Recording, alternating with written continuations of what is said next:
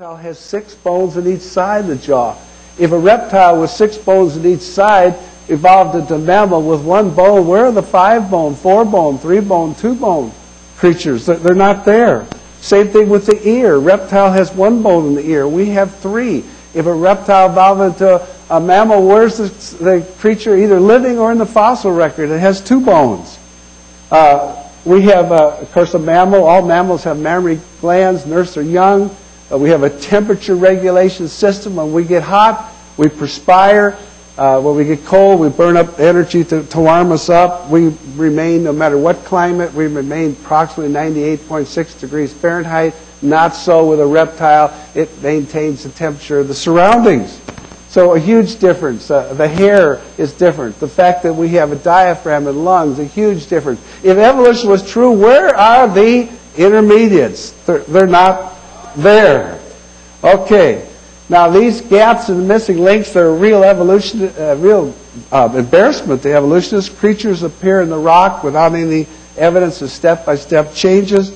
Darwin himself recognized that the lack of fossil evidence he didn't have evidence for his theory. He thought, though, that in the near future evidence would be found. But it's been almost 150 years now, and still no evidence for a gradual change from simpler to more complex plants and animals. Okay, here's something else that I'm sure would bother evolutionists, and that's what's called polystrate fossils. This is a fossil tree that's extending through many layers. Here's a bunch of trees going through many layers. Well, evolutionary theory says these layers took thousands, millions of years. Well, how could a tree have stood for, say, millions of years while these layers were being formed without rotting away and so forth? So that's a problem that evolutionists have. Now let's talk about evolution, because this is something that's very important. The foundation. Evolution rests on 2 foundations. The first is time, and the second is chance. You take away either of those foundations and the whole thing collapses. I think we'll try illustrating this here with, let's talk about mathematical probabilities. I'd like to have, let's have about 3 young men here come right to the platform, would you? Real quick? Yeah, let's say the next row. All right. I have, you stand up here on the platform. Thank God for that vacuum cleaner for those ping pong balls. They're gone. All right. I have 3 numbers here. Now, I want you to come up here, all 3, and hold your number up to the other. What I would like for you to do on your piece of paper, I would like for you to write some number that could be produced from these 3 numbers. In other words, right now it's 184, but it could be 481 or 418 or whatever and so forth. I want you to pick some number, would you, right now? Write down some number, one of these, some number that can be formed from this. Okay? Got one down? How many got one down? All right. Now you fellas range yourself. You range yourself into the order of that number they wrote down. How many you got? How many didn't get it?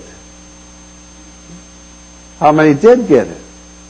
Oh, quite a few. Okay, okay. First of all, what's the chance?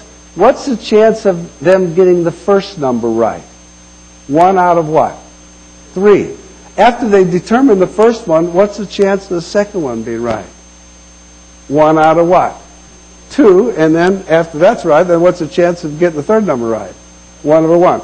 So the possible combinations here, the probability of you guessing the number right or they guessing your number right is 1 out of 3 times 2 times 1, which would be 1 out of 6.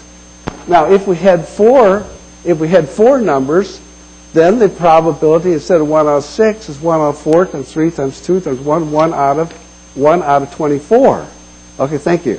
Yeah, this is mathematical probabilities. If we had a large enough audience, you'd find that this comes out pretty close. Now, how about, that's with 1 out of 4 or 1 out of 3, but what about 1 out of 10? Suppose I had 10 numbers up here. What's the chance of you guessing a number right with 10? Well, it's 1 in 10 times 9 times 8 times 7 and so forth till it's called 10 factorial. It's 1 in 3,628,800. It would be the probability of arranging 10 numbers. Suppose I had 100 different objects. I say the probability decreases as the number of components increase.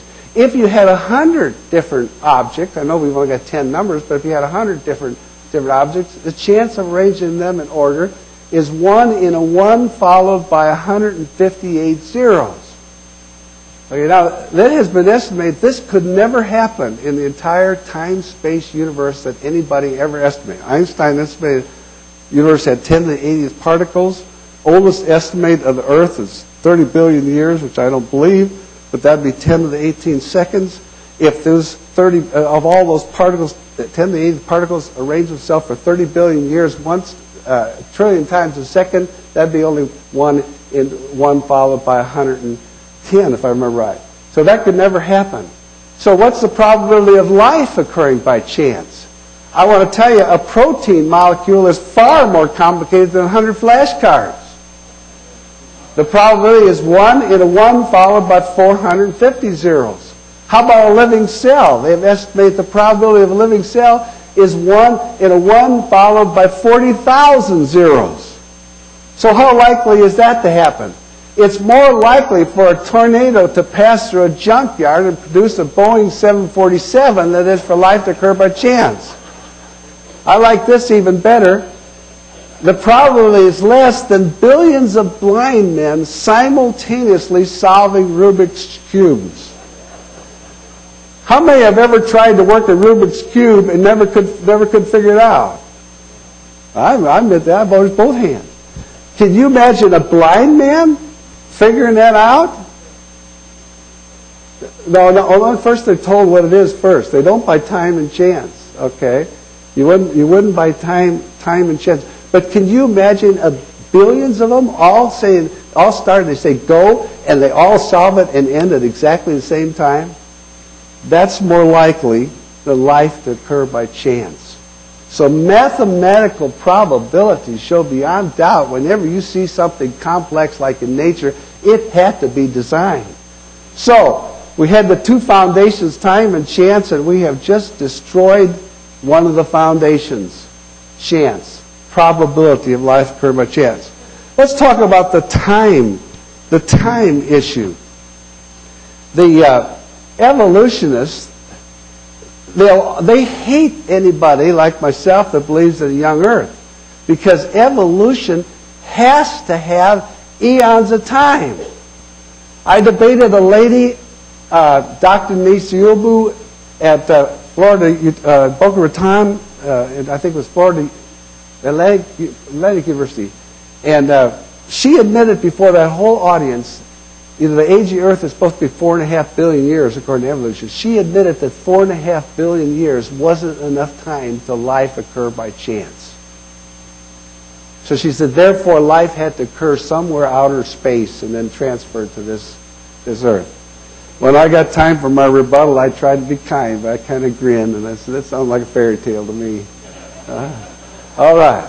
Now, Brother Martin or somebody was talking about population statistics. Do you know that if you start with 8 people, like got off the ark, it only takes 30 doublings of population to reach our present population? If the flood didn't occur, which it did occur, but if you started with 2 people, Adam and Eve, it only takes 32 doublings. It only takes a growth rate of about 0.5% to reach our present population starting with 8 people, 4,500 years ago. If we had been here twice as long, if we'd have been here 9,000 years since the flood instead of 4,500 years, I'm not talking about millions of years, I'm talking about just 9,000 years since the flood, at a growth rate a quarter of what it presently is right now, we would have 4,000 people per square foot. Let's have these 3 guys come up real quick. This is about 3/4 of a foot. I want you guys here, you 3 guys, to stand on that piece of paper, would you? Right there. Get up there. Get up there. Okay. Hey, you don't even quite fit. Okay. Come on. You got to get on top, man, to get on there. You can't even get one person on a square foot.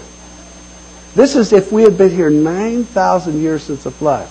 But in addition to 4,000 people per square foot, we'd have to have all the elephants, all the crocodiles, all the hippopotamus, all the rabbit, all the deer, all the horses, and everything else on there. Okay? So we can, the populations, thank you, population statistics show that the age of the earth isn't very old. And that is observable. I mean, we count the number of people, which is called censuses. Okay, another thing, what if you'd been here millions of years, as evolution is proposed? Well, you'd have been crushed. 9,000 years would have crushed you. Okay, now, another thing that is very interesting is the fact that